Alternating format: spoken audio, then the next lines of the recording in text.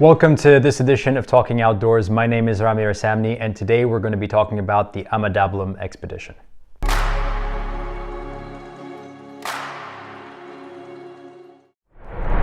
So the Ama Dablam expedition can be broken up into two main parts, I would say. The first part is the trekking portion, everything that happens before we reach Ama Dablam base camp. And then the second part is what happens once we reach Ama Dablam base camp and the climbing portion of the climb.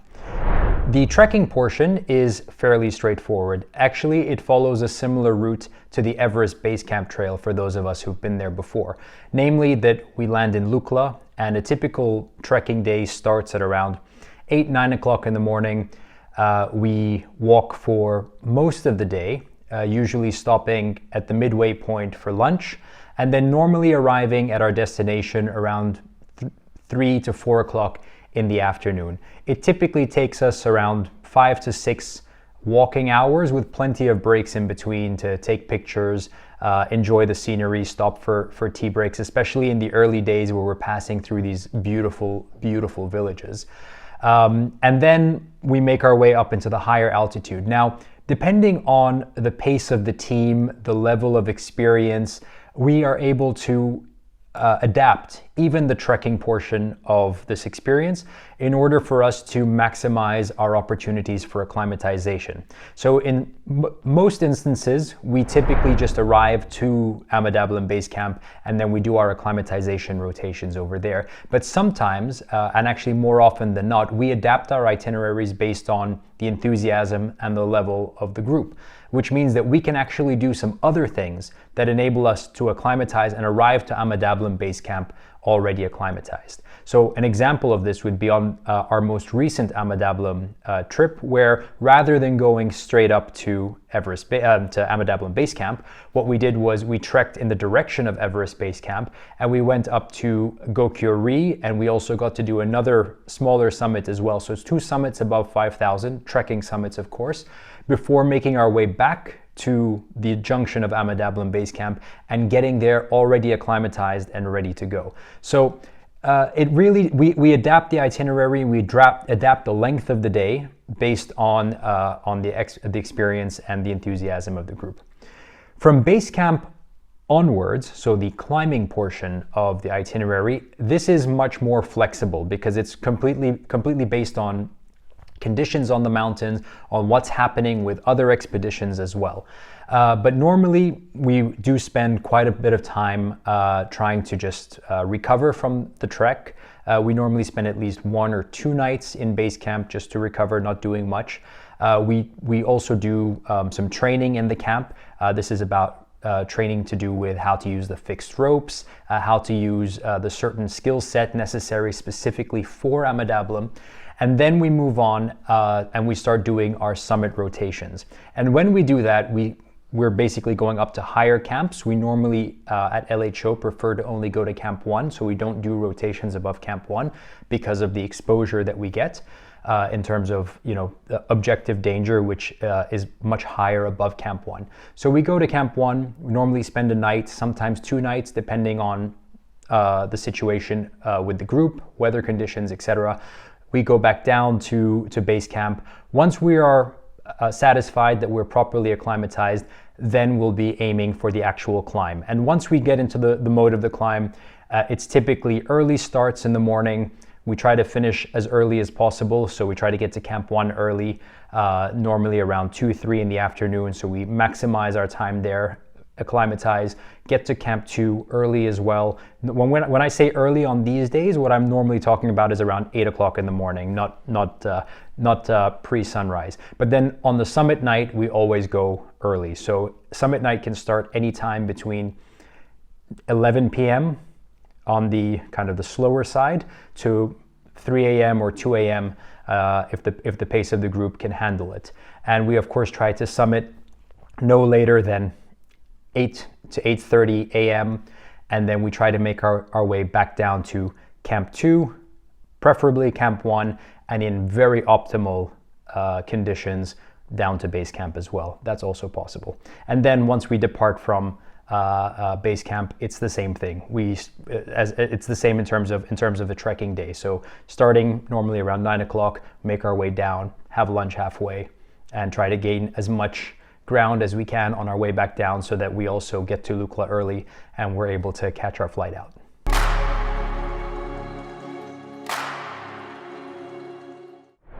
Question is, are there any previous requirements to join this expedition? And the answer is yes. Ama Dablam is no small feat of mountaineering, although it may regularly be marketed as something that anybody can do. I don't believe that to be the case. Yes, there are fixed ropes from Camp 1 all the way to the summit and back to Camp 1, covering all the technical sections. But I don't believe that the fixed ropes are sufficient, and relying fully on the fixed ropes is certainly not sufficient at climbing at this level of summit, both in terms of altitude, remoteness, and of course technical level. Because on Ama Dablam we do have grade climbing, which means climbing where we are actually expected to use our legs, our arms on the rock, but also on the ice as well.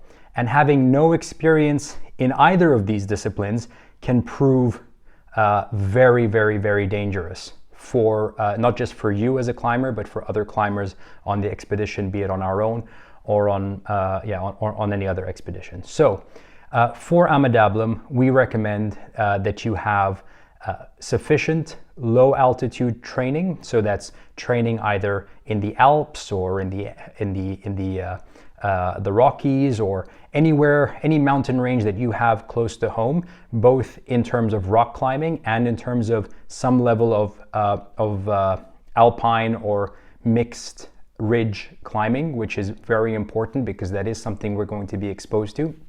We also recommend that you have some level of high altitude experience. So that is climbing at least above 5,000 meters so that you understand what it is that we are going through and you are already a mountaineer who is capable of participating in the decision-making process along with the guides and the support team. It is very important when you come to an expedition like this that you come with awareness. That's the most important thing.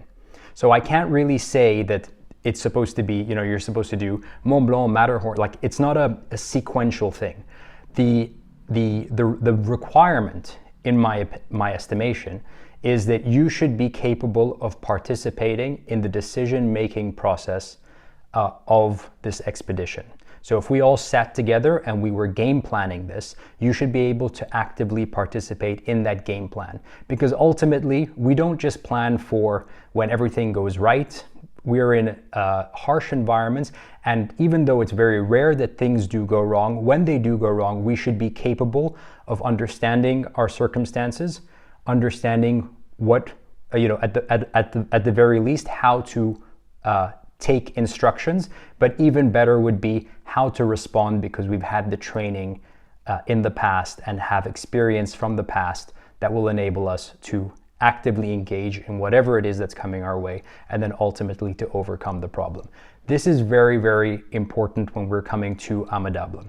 I understand that there is no real straight answer here, so what I would say is reach out to us.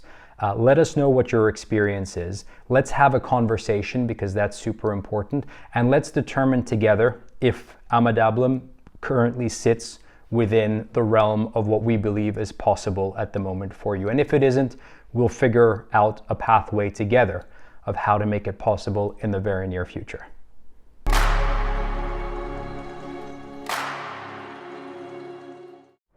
So I have a question about what steps need to be taken to make Ama Dablam possible in the near future.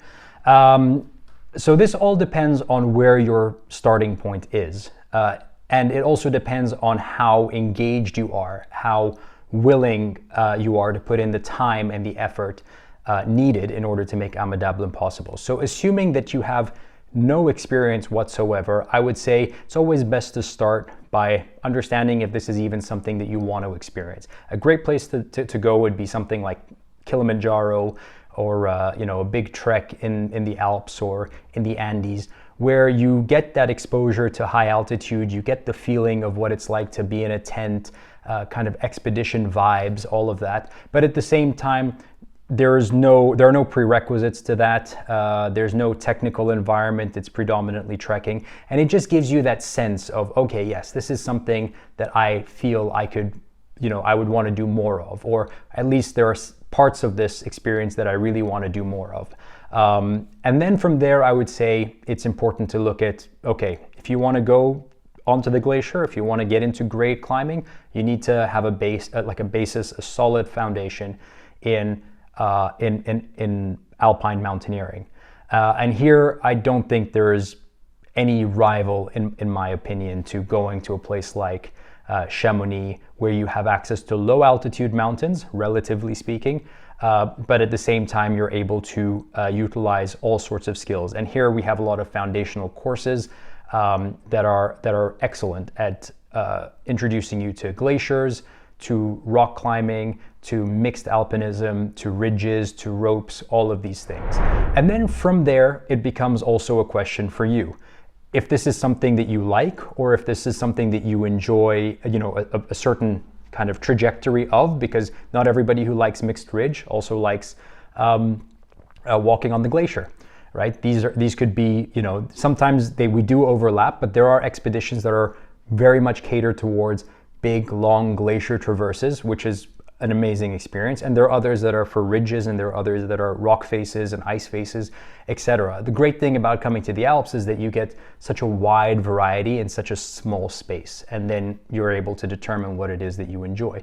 And if you are somebody who likes the altitude, enjoys the mixed ridges, then we can start to push you towards expeditions and trips that would allow you to gain the experience needed to make Ama Dablam possible.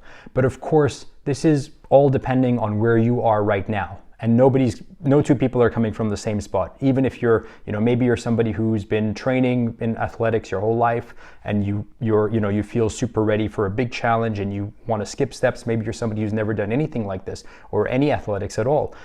Maybe, you're somebody who's afraid of the void or discovers you're afraid of the void. I mean, there are so many, everybody's different, right? So what we can do for you is get to know you, get to know your skills, get to know what your interests are, and direct you based on where you are right now, and make it tailored so that Ama Dablam, if it's not possible right now, but it is something that you want to do, we can make it possible for you in the very near future. And a great example of that is, I'll take myself as an example.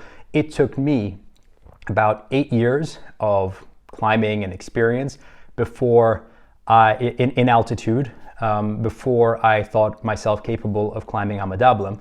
But then we've had somebody who recently joined us on an Ama Dablam expedition, who within the space of having been to Kilimanjaro only a year prior, it was possible for him to do it because he went through all the motions. He got his experience within a year. He was super dedicated, and this was his life. It was all about this. And within 1 year, we were on Ama Dablam. So it all depends on you. But wherever you're coming from, whatever your background is, what we can guarantee for you is that we'll meet you at your level, and then we'll curate a pathway for you that fits your situation, your circumstances.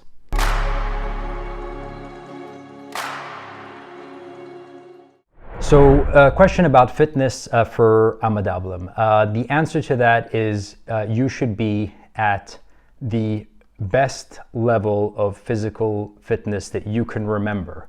That is really, really important. So obviously some of us are coming to this at a later stage in our lives, and we're not ever going to be able to compete with ourselves at 18. But I mean, within your kind of your situation, it's very important that you take it seriously. Ama Dablam is no small feat. It is a huge mountain. It is technical. It's relentless. You're always going up. There are very, very few flats, very, very few breaks. It's on the summit night when we start from Camp 2, we're talking about almost 1,000 meters of non-stop ascent. And mostly above 6,000. So air is thin, heart is going to be racing. So understanding that you need to be in good physical condition will not only ensure that your body is in the right shape, but also that your mind is, that you're taking this this experience at the seriousness that it deserves. And this is an expedition to be taken seriously.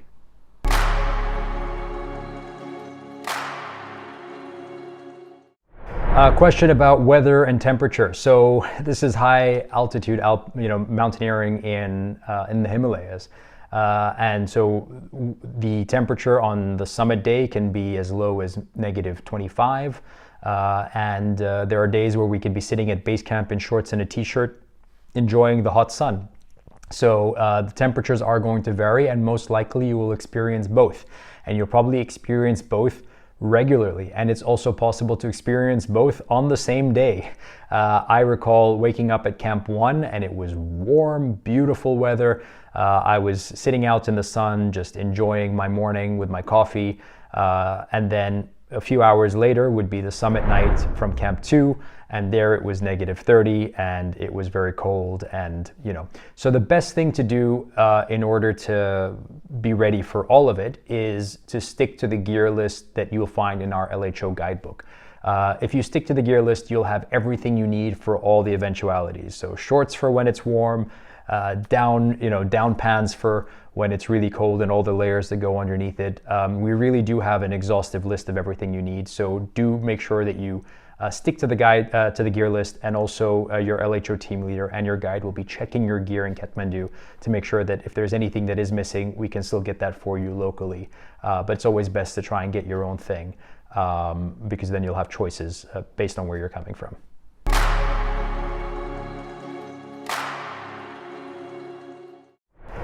So accommodation on the Ama Dablam expedition is varied, because we start in Kathmandu, where we have our super comfortable hotels that you can imagine are at the level of any good standard hotel around the world. We also like to select certain hotels that are give that extra cultural element, so it's not just any typical hotel, but of course there are minimum standards that we want to make sure that we keep, and everybody's always very satisfied with the hotels that we choose in Kathmandu. On the trails, for the trekking portion, we'll be staying in tea houses. So tea houses are family-run, small establishments. The lower down on the first couple of days, most of them will have ensuite bathrooms, and they'll be a little bit more comfortable. The shared spaces will be a little bit nicer, and then as we get higher up into altitude and the villages become more and more remote, then it becomes a shared bathroom situation, and then the kind of the general standard of things. At the beginning, you have bricks and rocks and things that make up these buildings, and then by the end of it, it's like plywood walls and things like that. But they're still very well kept, and they're getting better and better every single year. I remember the first time I went to the region. Actually, the first time I went to the region was to climb Ama Dablam, and it was not too long after the earthquake, and there was hardly any accommodation there, even in Lukla. Which is the first village on the trail. But now it's just night and day, and improving literally season on season. Once we get to Ama Dablam base camp, then we are in tents. So the tents that we're using at base camp are usually more comfortable than the typical expedition tents that we'll use in higher altitude. So they're high ceiling, there is a lot of space, usually they're double walled for a little bit of extra insulation. And then up in the higher camps, they are your typical technical mountaineering tents. So they're the kind of the round ones that are low ceiling in order for the wind not to take them. And we're only ever there really for 1 or 2 nights anyway. And where these camps are located are super special. I mean, Google Camp 2 on Ama Dablam, it's something out of this world. It's really, really spectacular.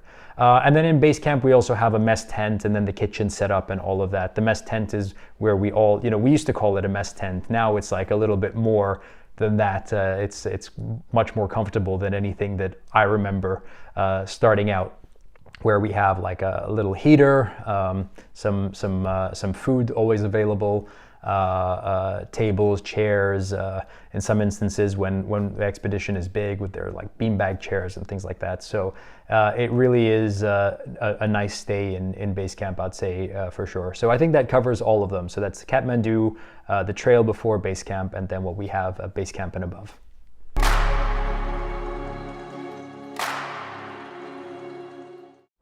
A question about single accommodation. So single accommodation is possible in Kathmandu and at base camp. Trekking along the trail, it's not always possible to find single accommodation, especially during the high season. So we don't offer it simply because of that. But if it is available, we do try our best to make that possible for you. But what we offer is a single accommodation in Kathmandu, so in the hotel, and then a single accommodation at base camp where you can have your own tent. Once we're in the higher altitude, there are simply not enough tents at Camp 1 and Camp 2 for everyone to have their own. And in any case, it's not recommended that we sleep in our own tents at that altitude. It's important to have a buddy there to kind of check on you, and also for insulation. It's so much warmer when you have somebody to share a tent with. So I hope that answers the question. It's yes for Kathmandu and yes for base camp. Very unlikely during the trekking portion where we're staying in the tea houses, where it's usually 2x2, and then obviously in high altitude when we're at Camp 1 and Camp 2 on Ama Dablam, it's not recommended, even if it is available.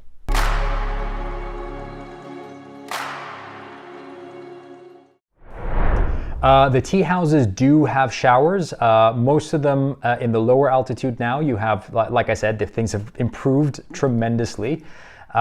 So we do have showers, and in a lot of cases they're en suite. As we get higher, so from Namche onwards, there are common showers which require a small payment in order to use.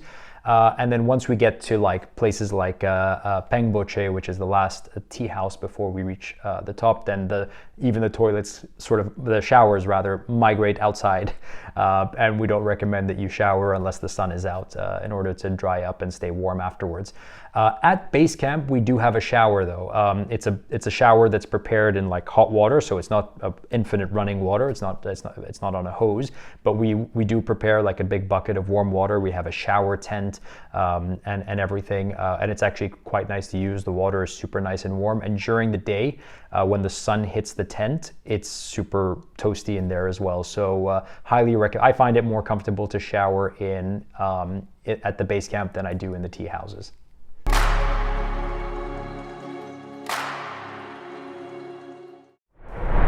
A question about altitude sickness and if it's a concern. The answer is, of course it's a concern, because we are well above 5,000 meters. In fact, we're almost touching 7,000 meters when we're at the summit. Now, the most important thing with altitude is to remember that acclimatization is key.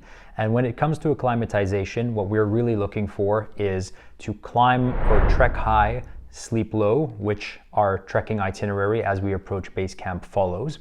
We also are looking for a nice, slow, steady pace in order to not burn unnecessary calories used to produce red blood cells for acclimatization purposes. So nice, easy trekking pace. We're not in a rush to get to base camp because base camp doesn't move, contrary to popular belief. Sometimes I see people just kind of racing up to Namche, and I'm wondering, like, Namche is not going to move, guys. But maybe you're going to have more problems later on. So it's important that we don't exert ourselves if it's unnecessary. And then, of course, eating well, super important, because we need those calories to acclimatize. Drinking well, so lots of water in order to allow those red blood cells to dilute into our blood, and then rest. Nothing beats rest. We need to sleep long nights, avoid alcohol, avoid unnecessary stress and strain. Just try to relax, especially in our downtime. Let's try to avoid doing extra exercises and just focus on allowing our bodies to rest and to recover. If we follow this most of the time, because we have such a long stretch dedicated to Ama Dablam, I would say more than what we've ever needed in order to make this expedition possible. So we have a lot of time to acclimatize, and even if we go through a bout of downtime, we're not feeling so great, it is possible to retreat, recover, and go back again. And there's a lot of time within the itinerary to do so. So yes, it's a concern from a perspective of we've built this itinerary in order to mitigate the concerns of altitude. I wouldn't say that it's something that people should have on the top of their minds every single day that they have to worry about, because That's something that we've already built into our assumptions when putting together this itinerary. And year on year, expedition on expedition, we adapt in order to stay current, not just on what the best practices are, but also, on the science, and also on what is actually the best thing to do to acclimatize within our schedule. Because sometimes, especially with long-standing expeditions like to Kilimanjaro, Ama Dablam, other places, there's a bit of a follower syndrome where everybody does it like this, and so we do the same. But sometimes we do things differently. We adapt based on what we think is the best outcome for the team as a whole, and that's something that's on us. So we'll adapt based on the situation as it unfolds on the expedition, and we have that flexibility built into our schedule.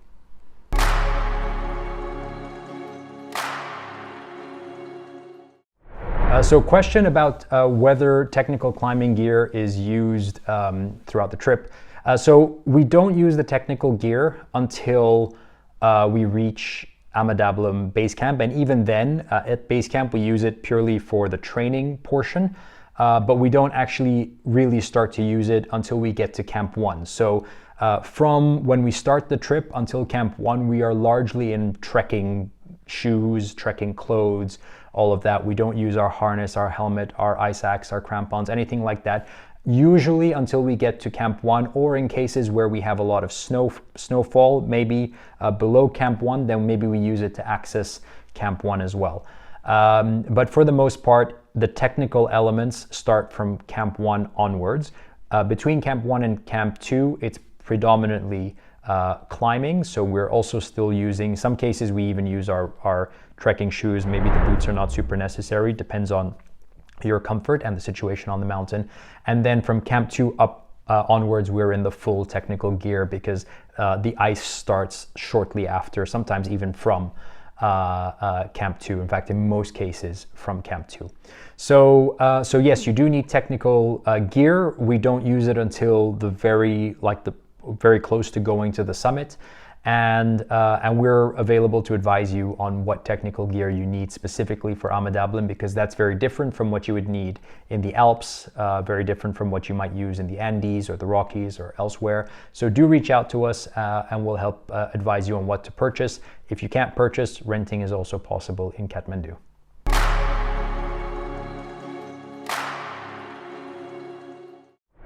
So question about rental gear, and the answer is yes, you can rent a lot of gear from Kathmandu. Just keep in mind that you're not going to have all the options available to you. So if you have a specific boot that you're after, if you're after a specific kind of harness, for instance, you might not find the options that you're looking for. So our advice is get as much of the stuff as you can yourself from where you live, and then rely on rentals or what you can find in Kathmandu as a last resort. And we're always available to advise you on what you should purchase, what we think is okay to rent, and what is available or isn't available based around the timings of your expedition.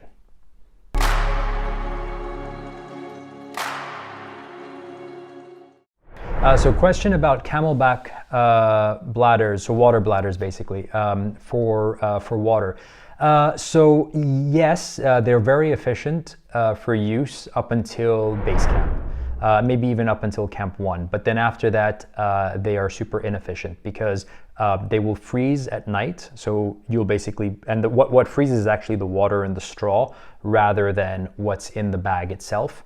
So you'll be carrying weights that you can't access the water, which is, it's a big mistake.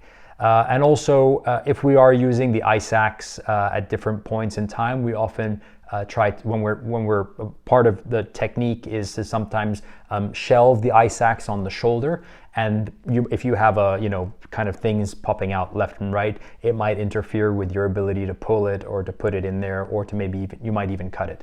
So we don't recommend using a water bladder above the base camp or Camp 1 to kind of stretch it to the absolute max.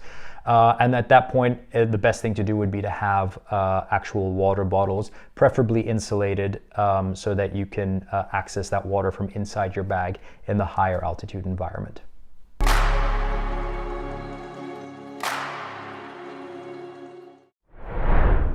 So question about drinking water. Drinking water in the tea houses are bottled mineral water, which we supply you with. At the base camp, there is a river that is the source of our water, and the water is boiled and treated for safe consumption. And then up in altitude, depending on the situation when we're climbing, if there is enough snow, then we boil the snow in order to provide you with the water. And if there isn't, then we may be doing some rotations before our summit push to bring water, enough supplies up to the higher camps in order to have that available to us for climbing. But everything from base camp onwards will be sourced water from either snow or from the streams, and then melted and treated, boiled and treated for safe consumption. And that's something that's on us. So we will provide that to you. That's not something you need to worry about.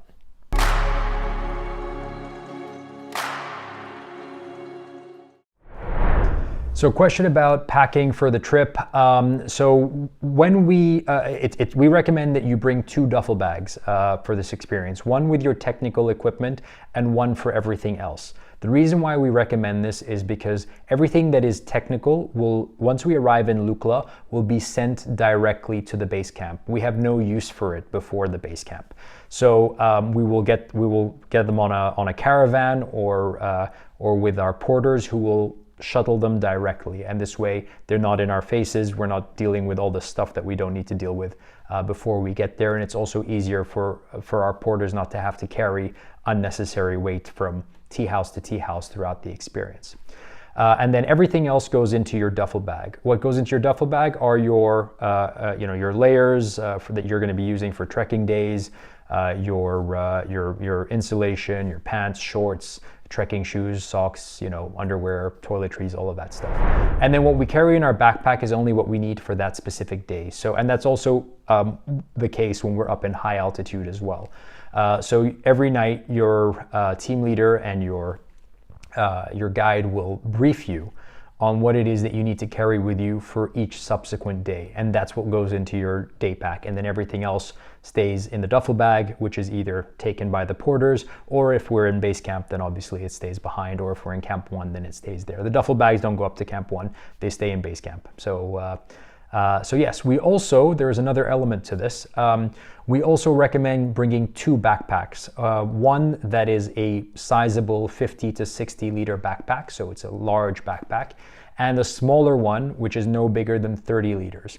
The reason why we recommend these 2 is because the larger backpack is going to be used to help us bring equipment and extra layers and sleeping bags and all this stuff between base camp, camp 1, and camp 2. The smaller backpack will be used from camp 2 to the summit. So it's a summit assault backpack. And we recommend having a small backpack because it does make a difference. There is a weight difference. There's a feel, like a general comfort feeling that is different when you have a small backpack. And you wouldn't need more than 30 liters to go from camp 2 to the summit and then back to camp 2, which is what you'll be needing that for. So just to summarize, because I know that's a lot, we're saying there are 2 duffel bags needed, one for technical gear, one for your regular, daily trekking stuff.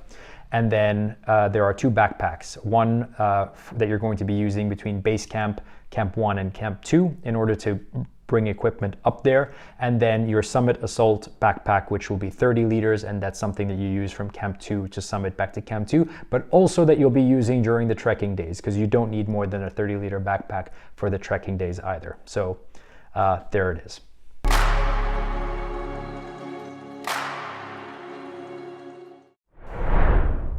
So question about general health tips in Nepal. Well, yes, of course. Specifically, I would say the biggest risk in terms of overall health is kind of to your respiratory health, because Kathmandu is notoriously dusty as a city. In fact, face masks predate COVID. So you have, so people just generally wear them in order to protect against the dust that gets kicked up by cars, by vehicles, by construction, by other things that are happening in the city. Also, forest fires in the region tend to be an issue, and that also creates a little bit of a health hazard from a respiratory perspective. The other thing to think about is when we're actually on the trail itself. There's an issue of you have the donkeys and the yaks that are on the trail, and they obviously defecate randomly. And over time, what happens is that the feces mix with the soil, and because of the dry climate, with the trekkers and the caravans passing, this dust gets kicked up, and inhaling that can cause a chest infection. So that's another point of concern. But dealing with both of these is super simple. Face mask or a buff that you can put over your nose and mouth, making sure that whenever we are around people and it is getting quite dusty, you can just lift it up over your nose and mouth while we're trekking. That usually does the trick in most cases. And now there's another thing to consider as well, which is just water consumption. So a lot of us who live in places, in parts of the world where the tap water is drinkable, in Nepal the tap water is not drinkable. In Kathmandu, we don't even use it to brush our teeth. So just be very, very careful about the water that you're consuming. Consume bottled water when it's available, and then make sure that any water that you do consume that isn't provided by us is treated properly. And that's something to just be very, very careful with. Up in high altitude, the water issue is not that it's polluted, but that it's primarily glacier water, which means it's super rich in a lot of minerals and bacteria that our guts are not used to, although the locals would be used to that. So they might be able to drink it, but we can't. So it's important to also make sure that it's boiled and treated for our consumption.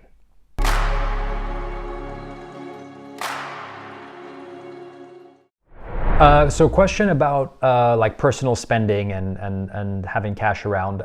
So we recommend carrying around $300 for this trip, just to buy things and trinkets and extras and all of that. In some instances, you might need to purchase internet for use, and sometimes that can go up, especially in Ama Dablam base camp. It can go all the way up to around $60 to get a scratch card. You might also want to buy some extra things in Namche. It's a big, vibrant town. There's a market town. There are lots of like cafes on the way and things like that. So we found that $300 is kind of a good amount to cover all of these expenses. Also, if you want to kind of, for showers and, the little extra things here and there that we don't necessarily think about. So $300, I think, would be enough to cover any eventuality that you might feel you want to spend on. I don't know. I just refer to like tourist trinkets as an eventuality, but there you go.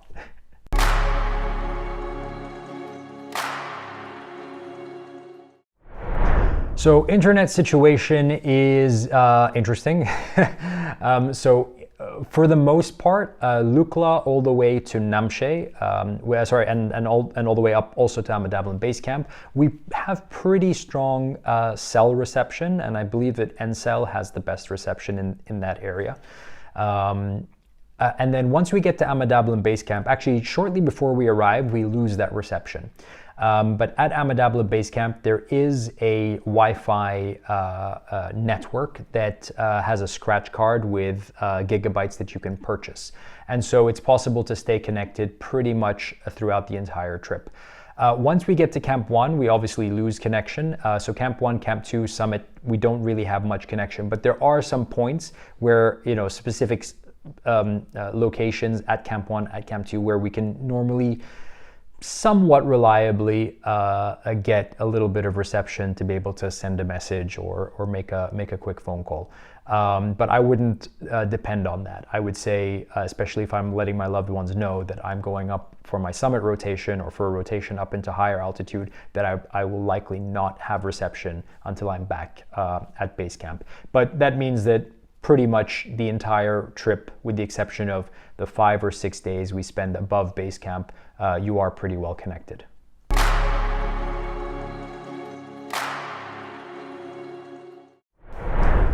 Question about charging devices and power banks. So the answer is, throughout the trekking portion, there are regular charging stations, and for the most part they are free.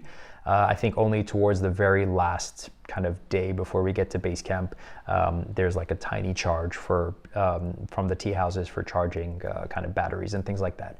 Once we're at base camp, charging is available during the daylight sunshine hours because we have solar panels that we use to charge batteries, and then those batteries charge our batteries. So, but when I say battery, I mean like the big industrial battery that's there just to store the megawatts that are being kind of absorbed through the solar panels. So charging is available pretty much throughout. And then once we go up to Camp 1, Camp 2, there is obviously no charging available over there, but a power bank, 1, maximum 2, if you're charging like 2 DSLRs and a GoPro and your phone, then you might need an extra power bank. But typically 1 power bank is enough for a rotation, even a summit rotation, where we would be gone for normally 2 or 3 days.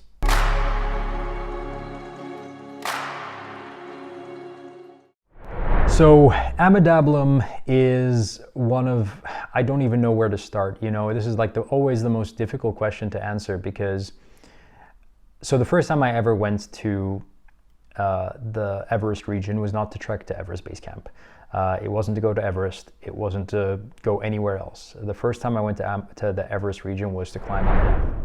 So the first time I ever saw Ama Dablam was the first time was me going to actually climb Ama Dablam.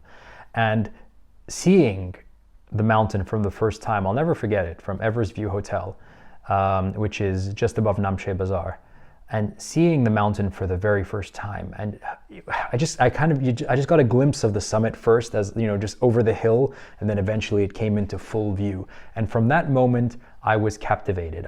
My eyes just never, I can't get my eyes off that mountain.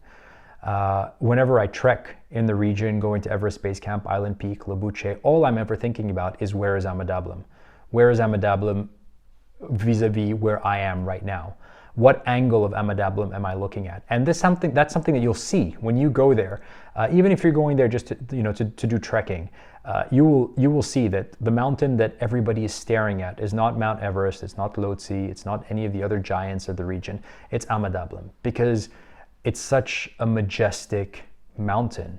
It's freestanding. It looks like the gatekeeper to a region that you can't even imagine. And most of us can never imagine what it's like to be amongst the giants of the earth, because it's not something that we're used to. It's not something that we see every day.